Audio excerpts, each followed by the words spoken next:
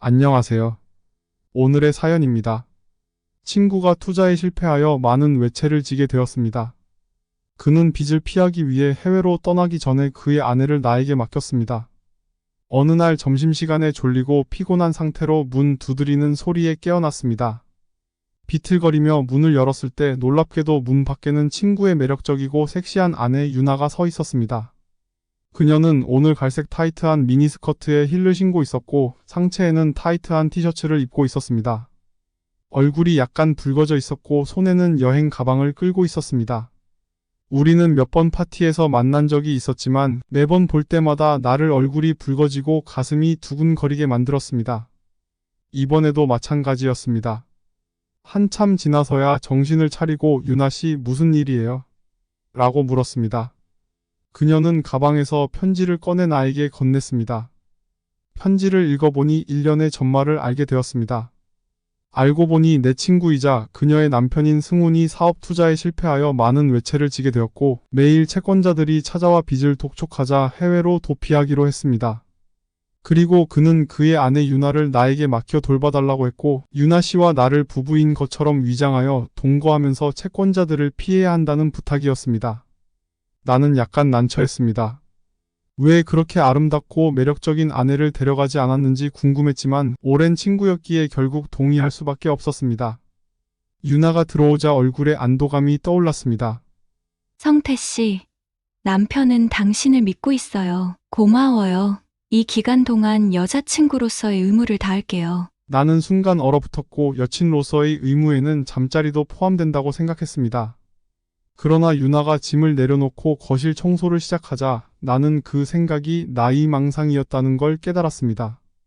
유나 씨, 그러지 않아도 돼요. 내가 할게요. 그녀는 미소를 지으며 괜찮아요. 앞으로 같이 지낼 테니 내가 할 수 있는 일을 할게요. 나는 결국 강요하지 않고 앉아 그 아름다운 광경을 감상했습니다. 승훈이 편지에 뭐라고 썼더라? 귀찮게 해서 미안하다고? 이건 나에게 범죄의 유혹을 보내는 거잖아. 그러나 그는 여전히 나를 정면으로 마주하며 아무런 가림 없이 자신의 일을 계속했습니다. 나는 더 이상 눈을 뗄 수 없었고 탐욕스럽게 바라보았습니다. 그가 정리를 마쳤을 때 나는 이미 마음이 흔들리고 있었습니다. 당혹감을 피하기 위해 소파에 있던 쿠션을 가져와 가슴 앞에 안았습니다.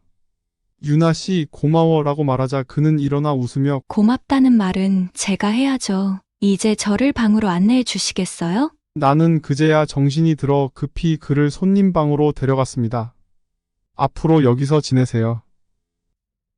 네, 그는 여행 가방을 열고 자신의 물건을 정리하기 시작했습니다. 그리고 나의 싱글 생활은 그의 도착으로 완전히 뒤집혔습니다. 나는 아직 집에 한 명이 더 있는 것에 익숙하지 않아 많은 어색한 상황이 벌어졌습니다. 첫날 그는 내 집에 도착해 자신의 물건을 정리한 후 방에 머물렀습니다. 승훈과 통화할 때 나에게도 전화를 바꿔주며 나에게 여러 차례 감사를 전했습니다. 이후 나는 그에게 방으로 배달 음식을 시켜주었고 그는 다시는 방에서 나오지 않았습니다. 어느 날 아침 나는 일어나서 집에 여자가 있다는 것을 완전히 잊고 팬티만 걸치고 비틀거리며 화장실 문을 열고 들어갔습니다. 그리고 우리는 눈이 마주쳤습니다. 한참이 지나서야 정신을 차리고 급히 돌아서며 미안해요, 잊고 있었어요. 일부러 그런 건 아니에요 라고 말하고는 바로 문을 닫고 나와서 내 방으로 도망쳤습니다. 나는 스스로에게 몇 대 때리고 싶은 심정이었고 방금 본 장면이 자꾸 떠올랐습니다. 옷을 갈아입고 용기를 내서 주방으로 나가보니 유나 씨는 이미 부엌에서 아침 식사를 준비하고 있었습니다. 솔직히 말해서 그 순간 나는 잠시 혼란스러웠습니다. 마치 그녀가 내 아내인 것처럼 느껴졌습니다. 아침에 일어나서 아름다운 아내가 아침 식사를 준비하는 모습을 보는 것은 얼마나 행복한 일인지요. 유나 씨는 뒤돌아 나를 보고 얼굴이 여전히 약간 붉었지만 우리는 방금 일어난 일을 서로 언급하지 않았습니다. 성태 씨, 배달 음식은 건강에 좋지 않아요. 앞으로는 집에서 직접 만들어 먹어요. 나는 고개를 끄덕였고 그녀는 다시 요리에 집중했습니다.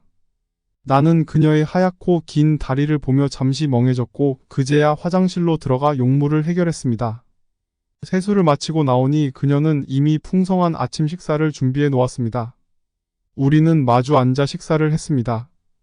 유나 씨의 갑작스러운 방문으로 내 생활 리듬이 깨졌지만 나는 이 시간을 잘 경험해 보기로 결심했습니다. 나는 자유직업을 가지고 있어서 외출이 적고 그녀는 원래 전업주부였기 때문에 가끔 방송을 하는 것 외에는 집에 머물렀습니다. 매일 승훈에게 안부 전화를 하는 것 외에는 특별히 할 일이 없었습니다. 내게는 아름다운 풍경을 감상할 기회가 생겼고 맛있는 음식을 먹을 수 있는 사람이 생긴 셈이었죠. 단지 약간의 위험을 감수해야 하는 것 외에는 나쁠 것이 없었습니다. 일주일이 지나자 집에 쌓아둔 음식이 떨어졌습니다. 성태 씨, 오늘 우리 둘이서 장 보러 나갈까요? 어때요? 나는 당연히 동의했습니다. 이 도시에 와서 처음으로 여자와 함께 쇼핑을 하게 되었고 그녀도 매우 기뻐 보였습니다. 좋아. 잠시 기다려 주세요. 옷 갈아입고 나올게요. 말하며 유나 씨는 방으로 들어갔습니다. 오랜만에 외출이라 그런지 그녀는 매우 들떠 보였습니다. 잠시 후 그녀가 방에서 나왔을 때 나는 또 한 번 놀랐습니다. 그녀는 상체에 넉넉한 티셔츠를 입었지만 허리 쪽에서 매듭을 지어 본래 넉넉했던 티셔츠가 더 이상 넉넉하지 않았습니다. 티셔츠 사이로 보이는 보라색 속옷은 은근한 매력을 발산했고 짧은 청바지와 하얀 긴 다리는 완벽한 조화를 이루었습니다. 몸매는 군더더기 없이 매끈했고 아름다운 얼굴은 모든 남자의 꿈이었을 것입니다. 유나 씨는 내 앞에서 한 바퀴 돌며 성태 씨, 어때요? 내 몸매 괜찮죠? 나는 본능적으로 고개를 끄덕였고 그녀는 매력적인 미소를 지으며 내 옆으로 다가와 팔짱을 끼웠습니다. 가자. 쇼핑하러 가자. 라고 말했을 때 나는 몸이 경직되었습니다. 그녀는 왜 그래요? 지금 우리는 부부잖아요. 무슨 문제라도 있어요? 승훈의 채권자들을 만나면 이렇게 하는 게 더 자연스럽잖아요. 나는 더 이상 말하지 않고 그녀를 따라 나섰습니다. 우리는 먼저 쇼핑몰에 들러 생활용품을 몇 가지 샀고 그 후에는 시장으로 갔습니다. 쇼핑은 여자의 본능이라는 말이 맞는 것 같았습니다. 유나 씨는 이제 더 이상 승훈의 채권자들을 의식하지 않는 듯 보였고 처음에는 사람들의 시선을 피하려고 했지만 이제는 완전히 자유롭게 행동하며 가게 주인과 흥정까지 했습니다. 그녀는 가격 협상에서 절대 지지 않겠다는 듯이 열심히 흥정을 했습니다. 이렇게 우리는 장을 보며 함께 시간을 보냈고 나는 유나 씨의 활기찬 모습에 매료되었습니다. 그녀와 함께하는 시간이 점점 더 즐거워졌습니다. 집에 도착했을 때는 이미 오후였습니다. 처음에는 그녀가 자신의 이미지를 신경 썼지만 이제는 전혀 신경 쓰지 않는 듯 했습니다. 내가 그녀를 쳐다보고 있는 것을 알아차린 그녀는 전혀 부끄러워하지 않고 오히려 성태 씨, 다리가 너무 아파요. 좀 주물러 줄래요? 나는 다시 한번 당황했습니다. 이 여자가 진짜로 나를 남편으로 여기는 건가 생각하게 되었습니다. 내가 망설이자 그녀는 왜 멍하니 서 있어요? 지금 나는 당신의 아내예요. 내가 부끄럽지 않은데 당신이 왜 부끄러워해요?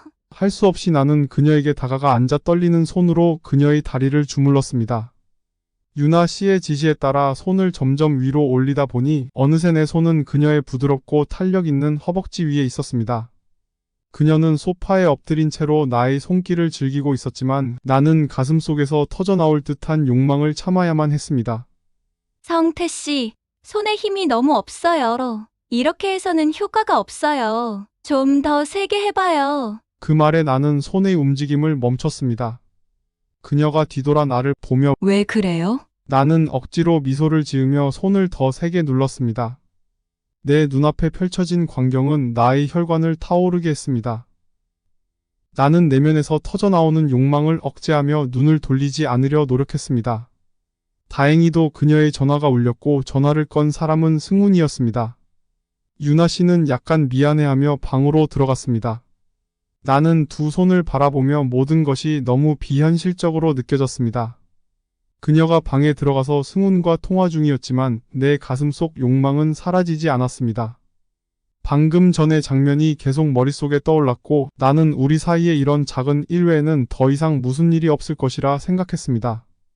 그러나 밤이 되자 갑자기 몇 명의 사람들이 우리 집에 들어와서 우리의 평온함을 완전히 깨뜨렸습니다. 저녁 식사 후 나는 유나 씨와 소파에 앉아 TV를 보며 승훈의 최근 상황을 물었습니다. 그녀는 승훈이 부모님을 의지해 외국에 있으며 아마도 얼마 지나지 않아 돈을 마련해 빚을 갚고 우리도 평온한 생활을 할 수 있을 것이라고 했습니다. 그러나 승훈의 빚이 10몇억 원에 달했기에 단시간 내에 갚는 것은 어려운 일이라는 생각이 들었습니다. 그럼에도 불구하고 유나 씨가 미래를 계획하는 모습을 보며 나는 그녀의 희망을 꺾지 않으려 조용히 듣고 있었습니다. 그때 갑자기 밖에서 초인종이 울렸습니다. 나는 이렇게 늦은 시간에 누가 왔을까 궁금해하며 문을 향해 누구세요?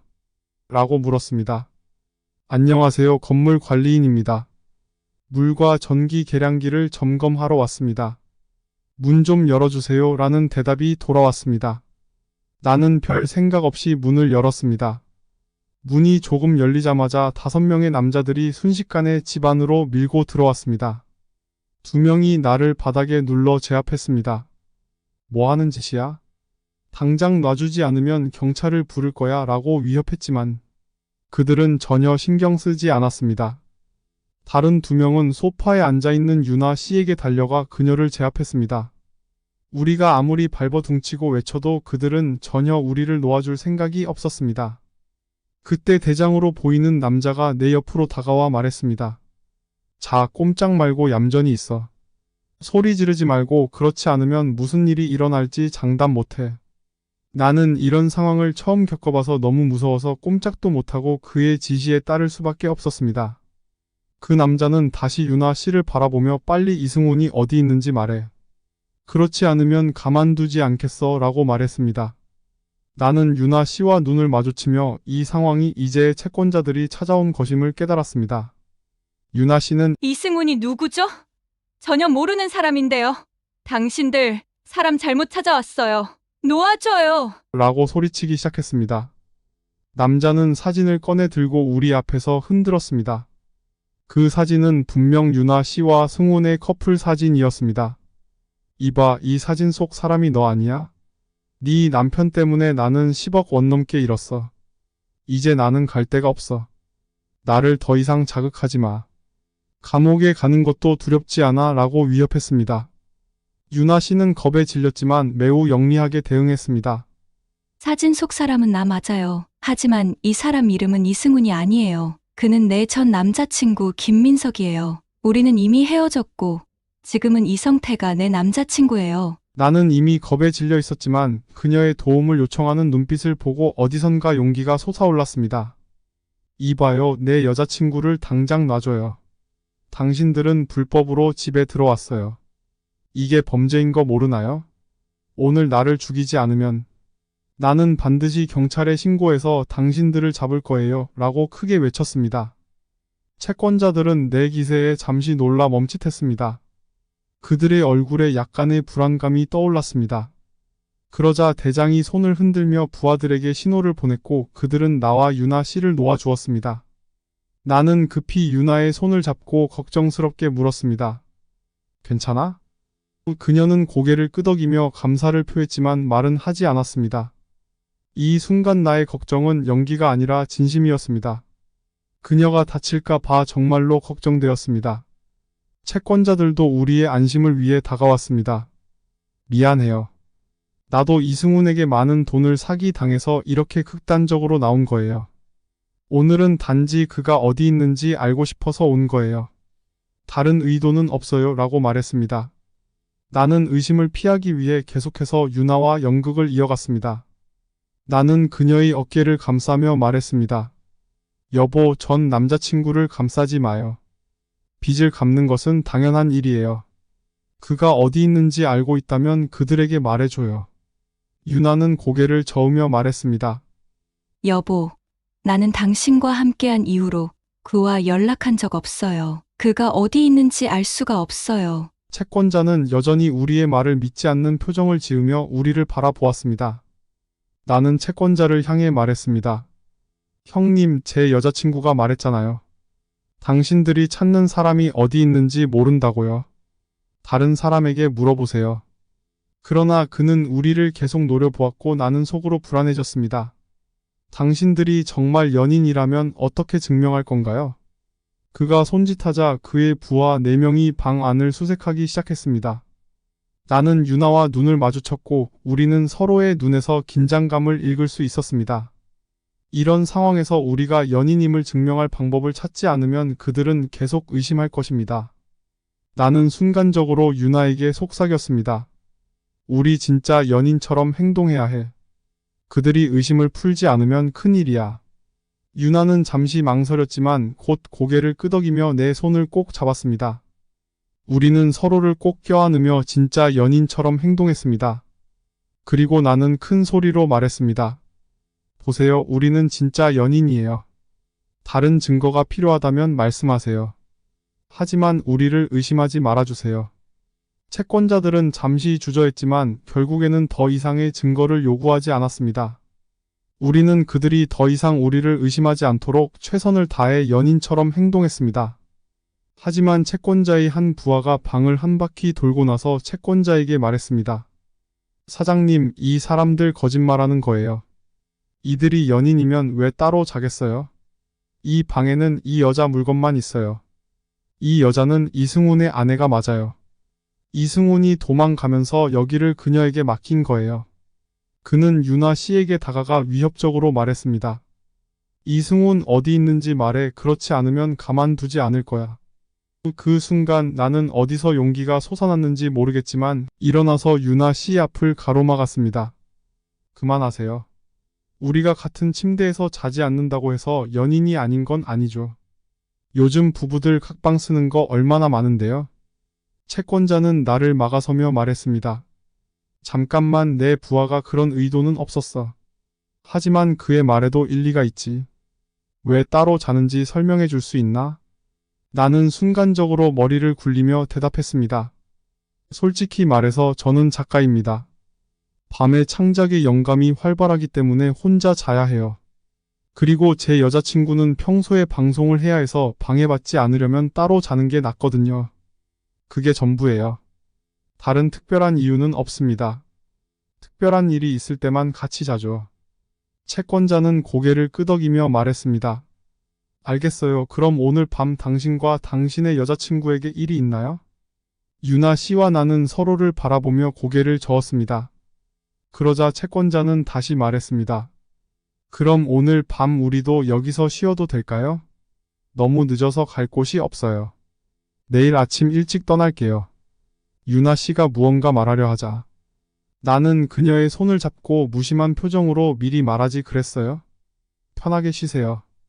우리도 쉬어야 하니까 내일 아침에 떠날 때 문 잠가주세요 라고 말했습니다. 그러고는 유나 씨의 손을 잡고 내 방으로 향했습니다. 채권자들은 우리에게 경찰을 부를 기회를 주지 않기 위해 우리의 휴대폰을 빼앗았습니다. 우리는 저항하지 않았습니다. 내 방에 들어간 후 유나 씨가 무언가 말하려 하자 나는 그녀의 입을 막고 조용히 하라는 신호를 보였습니다. 그런 다음 그녀의 귀에 대고 속삭였습니다. 그들이 여기 남아있는 이유는 우리가 진짜 연인인지 확인하려는 거야. 절대 들키지 않게 조심해. 그렇지 않으면 너는 위험에 처할 거야. 유나 씨는 내가 말한 내용을 이해한 듯 조용해졌지만 그녀의 숨소리가 점점 더 가빠지는 것을 느낄 수 있었습니다. 오늘 밤 우리가 함께 자야 하나요? 라고 묻는 그녀의 질문에 나도 긴장하기 시작했습니다. 단순히 함께 자는 것만으로는 충분하지 않아요. 소리를 내지 않으면 그들을 속일 수 없을 거예요. 유나 씨는 얼굴이 빨개져 고개를 숙였습니다. 나는 급히 설명했습니다. 다른 의도는 없어요. 하지만 이 방법밖에 없어요. 어떻게 소리를 낼지 생각해 봐야 해요. 이 말을 하면서 얼굴이 화끈거렸습니다. 위험한 상황에서도 내 몸은 반응하고 있었습니다. 나는 주의를 돌리려 노력했습니다. 일단 너가 먼저 자. 내가 방법을 생각해 볼게. 유나 씨는 얼굴이 빨개진 채로 침대에 누웠습니다. 나는 바닥에 앉아 침대를 흔들기 시작했습니다. 유나 씨는 내 행동을 보고 더욱 얼굴이 빨개졌습니다. 하지만 내가 온 힘을 다해도 침대는 큰 소리를 내지 않았습니다. 그때 문 쪽에서 가벼운 소리가 들렸습니다. 채권자가 문 밖에서 엿듣다가 실수로 문에 부딪힌 것 같았습니다. 유나 씨는 놀라서 침대 끝으로 다가와 내 팔을 잡았습니다. 나는 그녀에게 몸을 기울였고 그 순간 그녀의 입술이 내 입술에 깊게 닿았습니다. 그 순간 내 머릿속은 완전히 공백이 되었습니다.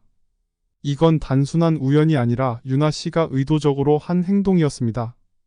그녀의 뜨거운 키스에 금방 빠져들었고 방 안은 어느새 뜨거운 열기가 가득 찼습니다. 얼마 후 나는 문 밖에서 문 닫히는 소리를 들었습니다. 아마도 채권자들이 떠난 것 같았습니다.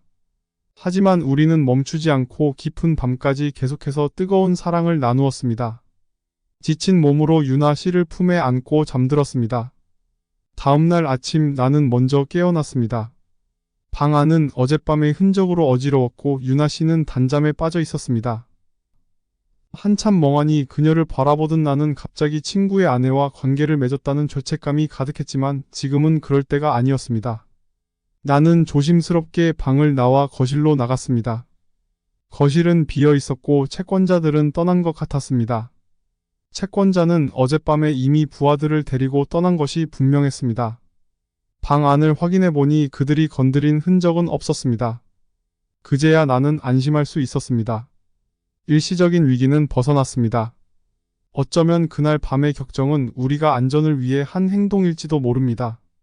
하지만 그 후에도 채권자들이 몇 번 더 찾아왔고 우리는 매번 무사히 위기를 넘겼습니다. 시간이 빠르게 흘러 유나 씨가 내 집에 온 지도 벌써 석 달이 지났습니다. 나는 그녀의 존재에 익숙해졌지만 현실적인 문제가 눈앞에 있었습니다. 유나 씨는 뛰어난 외모와 몸매를 가졌지만 팀 운영이 없는 상황에서 그녀의 방송 수입은 현재 생활을 유지하기에 부족했습니다. 처음에는 승훈이 가끔씩 돈을 보내주었지만 이제는 그것마저 끊겼습니다. 그날 밤 나는 방에서 일을 하고 있었습니다. 문 두드리는 소리가 나서 문을 열자 눈앞의 광경에 놀라 말문이 막혔습니다.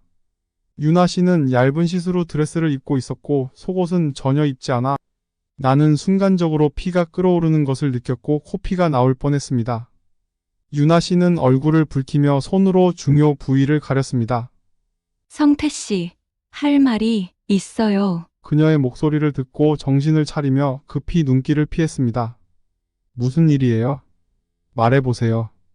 들어가서 이야기해도 될까요? 그녀는 내 방으로 들어왔고 나는 문을 닫았습니다. 그녀는 침착한 목소리로 말했습니다.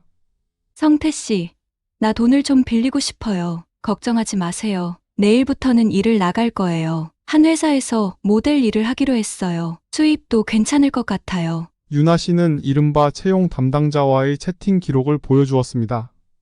대충 보니 상대방이 제시한 급여와 조건은 매우 높아서 믿기 어려웠습니다. 하지만 다시 생각해보면 유나 씨의 외모와 몸매를 고려할 때 그런 제한도 불가능한 것은 아니었습니다.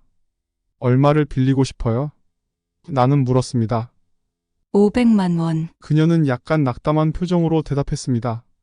사실 승훈의 아버지가 해외에서 병이 들어 급히 돈이 필요해요. 그래서 어쩔 수 없이 당신에게 돈을 빌리려고 한 거예요. 솔직히 그녀가 승훈을 위해 돈을 빌리려 한다는 말을 들었을 때 약간 실망했습니다. 마치 내 여자친구가 내 라이벌을 돕기 위해 나에게 부탁하는 것 같은 기분이었습니다. 그러나 그녀는 곧 말을 이어갔습니다. 성태 씨가 돈을 빌려주기만 하면 나중에 꼭 갚을게요. 그리고 오늘 밤도 여기서 당신과 함께 있을게요. 그녀의 의미는 분명했습니다. 하지만 나는 돈 때문에 그녀가 나와 함께 있는 것은 원치 않았습니다. 나는 내 은행 카드를 꺼내 그녀에게 건네며 말했습니다. 여기에는 800만 원이 들어있어요. 필요한 만큼 써요. 하지만 돈 빌리는 대가로 나와 함께 한다는 것은 원하지 않아요. 나는 오늘 할 일이 있어서 들어갈게요. 나는 책상으로 돌아가 앉아 일을 계속했습니다. 유나 씨는 내 기분 변화를 감지한 듯 조용히 고마워요라고 말했습니다. 유나 씨는 방을 나가며 문을 닫았습니다. 나는 밤새 일을 했고 다음날 정오가 되어서야 깨어났습니다.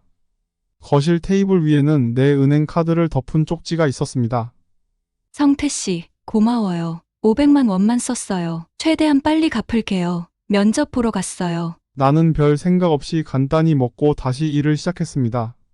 하지만 날이 어두워질 때까지 유나 씨가 돌아오지 않자 걱정이 되기 시작했습니다. 혹시 채권자들이 그녀를 찾아낸 것은 아닌지 불안했습니다. 나는 그녀에게 전화를 걸었습니다. 몇 번 울리더니 통화가 연결되었습니다. 성태 씨 살. 그녀의 목소리가 들리는 순간 통화가 끊어졌습니다. 다시 전화를 걸었지만 이번에는 전원이 꺼져 있다는 메시지만 들려왔습니다. 나는 충격에 빠져 어찌할 바를 몰랐습니다. 그녀가 정말 위험에 처한 것이 분명했습니다. 경찰에 신고해야겠다고 생각한 나는 급히 집을 나서며 경찰에 전화를 걸었습니다. 하지만 아파트를 나서자마자 어디로 가야 할지 막막해졌습니다. 그러다 문득 어제 그녀가 보여준 채팅 기록과 면접 장소가 생각났습니다. 혹시나 하는 마음에 그 주소로 향했습니다. 도착한 면접 장소는 문이 굳게 닫혀 있었고 내부는 이미 퇴근한 상태였습니다. 아무도 없다고 생각하고 돌아서려는 순간 회사 안에서 어두운 그림자가 빠르게 지나가는 것을 보았습니다. 순간적으로 무언가 이상하다는 생각이 들었습니다. 그들이 제시한 급여와 조건을 보고 나는 이 회사가 뭔가 수상하다는 것을 알아차렸습니다. 다시 경찰에 전화를 걸어 내가 방금 본 것들을 알렸습니다. 경찰은 곧바로 출동하여 이 회사가 여러 차례 신고된 바 있는 허위 회사라는 것을 확인했습니다. 경찰이 도착하여 먼저 안으로 들어가려 했지만 아무도 응답하지 않았습니다. 결국 경찰은 문을 강제로 열었고 내부를 수색하기 시작했습니다. 내가 본 그림자는 보이지 않았지만 철문 뒤에 숨겨진 비밀문이 발견되었습니다. 철문을 열기 위해 경찰은 상당한 시간을 들였고 결국 문이 열리면서 안쪽에 어두운 복도가 드러났습니다. 복도 양쪽에는 많은 방들이 있었고 경찰은 첫 번째 방을 열었습니다. 그곳에는 방송 장비와 침대 하나가 있었고 침대 위에는 벌거벗은 채 떨고 있는 여자가 앉아 있었습니다. 그녀는 경찰을 보자마자 경찰 아저씨 제발 저를 구해주세요 라며 눈물을 흘렸습니다. 이 장면을 보고 나는 더 이상 기다릴 수 없었습니다. 경찰의 제지를 무시하고 다른 방들을 열어보았습니다. 각 방마다 동일한 장면이 펼쳐졌습니다. 이 회사는 높은 급여를 미끼로 여성들을 유인하여 음란 방송을 강요한 것이 분명했습니다. 마침내 마지막 방에서 유나 씨를 발견했습니다. 그녀는 벌거벗은 채 바닥에 웅크리고 앉아 있었고 무기력한 눈빛을 하고 있었습니다. 얼굴에는 말라붙지 않은 눈물 자국이 있었고 몸에는 상처 자국이 있었습니다. 오늘의 끔찍한 경험이 그녀를 완전히 무너뜨린 것이 분명했습니다. 나는 마음이 찢어질 듯한 고통을 느끼며 유나 씨에게 달려가 내 외투를 그녀에게 덮어주었습니다. 유나야 나야. 내가 구하러 왔어 라고 말했습니다.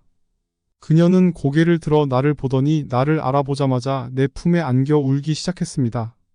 성태 씨. 난 더 이상 널 볼 수 없을 줄 알았어. 너무 무서웠어. 유나 씨가 울먹이며 말했습니다. 나는 그녀의 등을 부드럽게 쓰다듬으며 위로했습니다. 이제 괜찮아. 내가 구하러 왔잖아. 나는 침대 시트를 잡아 그녀의 몸을 감싸고 그녀를 안아 회사 밖으로 나왔습니다.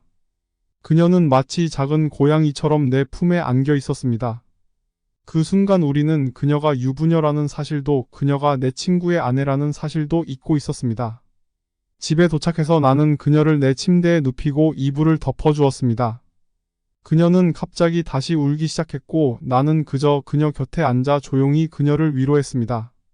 그녀가 눈물을 다 쏟아내고 잠이 들 때까지 말입니다. 나는 조심스럽게 자리에서 일어나려 했지만 그녀가 내 손을 꽉 잡고 놓지 않았습니다. 그녀의 몸은 여전히 악몽에 시달리며 떨고 있었습니다. 결국 나는 그녀 옆에 누워서 그녀를 부드럽게 안아주었습니다. 그녀에게 최대한의 안정감을 주고 싶었습니다. 하지만 그녀는 잠에서 깨어나 우리 눈이 마주쳤습니다. 우리는 한참 동안 서로를 바라보았습니다. 그녀가 먼저 입을 열었습니다. 성태 씨, 정말 고마워요. 나는 미소를 지으며 대답했습니다. 괜찮아. 네가 위험에 처했으니 당연히 구하러 갔어. 그렇지 않으면 승훈에게 뭐라고 할 수 있겠어? 그녀는 눈물을 흘리며 말했습니다. 오늘 내가 그 사람들에게 붙잡혀서 옷이 벗겨지고 카메라 앞에서 방송을 강요당했을 때 나는 죽어도 그 말을 듣지 않았어. 그들이 나를 때렸을 때 내 머릿속에는 오직 너만 생각났어. 나는 놀라서 잠시 말을 잃었습니다. 그녀는 계속해서 말했습니다. 너는 나를 남편을 배신하는 여자로 생각할지도 몰라. 하지만 네 시간을 보내면서 너가 나에게 보여준 배려와 관심은 내가 한 번도 받아본 적 없는 것들이야. 성태 씨, 나 너를 좋아하게 됐어. 그녀의 말에 나는 다시 놀랐습니다. 그녀는 내 얼굴에 가볍게 키스한 후 등을 돌리고 몸을 떨었습니다. 나는 그녀가 다시 울고 있다는 것을 알 수 있었습니다. 오늘의 일들이 그녀에게 준 충격과 두려움 때문이겠지요. 나는 그녀에게 최대한의 위로를 주려고 노력했습니다. 괜찮아. 모든 게 잘 될 거야. 내 곁에 있을게. 그렇게 말하며 그녀를 다시 부드럽게 안아주었습니다. 그날 밤 우리는 함께 누워 서로의 존재를 느끼며 아침을 맞이했습니다. 시간이 지나면서 우리는 평범한 일상으로 돌아갔습니다. 그러던 어느 날 유나 씨는 한 통의 택배 봉투를 받았습니다. 우리는 함께 봉투를 열었고 그 안에는 이승훈의 서명이 담긴 이혼 서류와 함께 한 장의 편지가 있었습니다. 유나 씨는 충격을 받지 않은 듯 담담하게 서류를 읽었습니다. 이승훈은 더 이상 돌아오지 않을 것이며 그녀를 위해 이혼을 결심했다고 했습니다. 그는 유나 씨를 잘 돌봐달라고 부탁하며 돈도 보내왔습니다. 유나 씨는 서명을 하고 나서 나를 바라보며 말했습니다. 성태 씨, 이제 난 완전히 자유야. 하지만 결혼을 한 번 했던 여자야. 네가 괜찮다면 나랑 사귈래? 나는 순간 멍했지만 곧 웃으며 그녀를 안았습니다. 당연히 괜찮아 라고 대답했습니다. 우리는 서로의 입술을 다시 맞대며 깊은 사랑을 나눴습니다.